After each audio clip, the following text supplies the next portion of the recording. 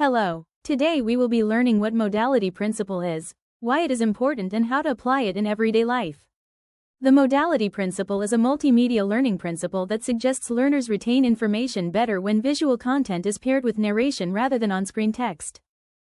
This is an example of your average PowerPoint. Many will think there is nothing wrong with this slide. However, according to the modality principle, this is wrong. The best way to make a good first impression is to be on time, be prepared, and be aware of your nonverbal cues. According to the modality principle, this is an example of a good PowerPoint slide. Did you know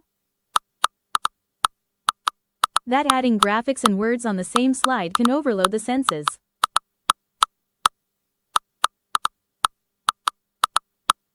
Narration works by stimulating the auditory senses, whereas graphics work by stimulating the visual senses. Why is modality principle important? Pause this video now and think about a time when you were confused by multimedia, for example, too much text or information on a slide. For me, it is overly crowded slides, with graphics that have nothing to do with the topic we are discussing.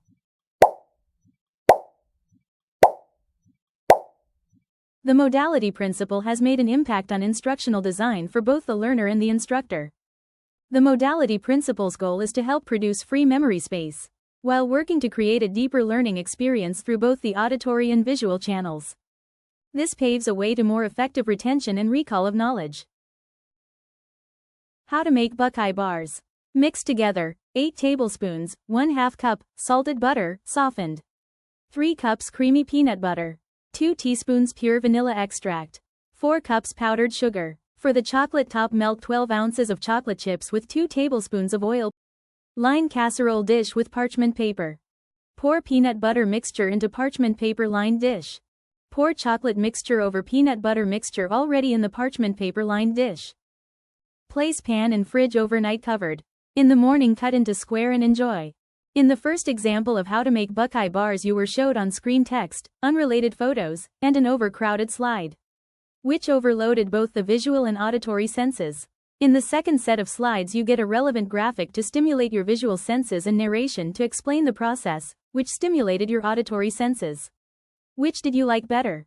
The modality principle is important in multimedia because it enhances learning by using both visual and auditory channels.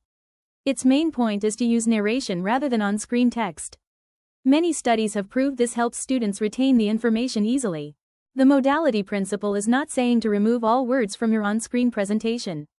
It is saying to limit those words and narrate the bulk of your information.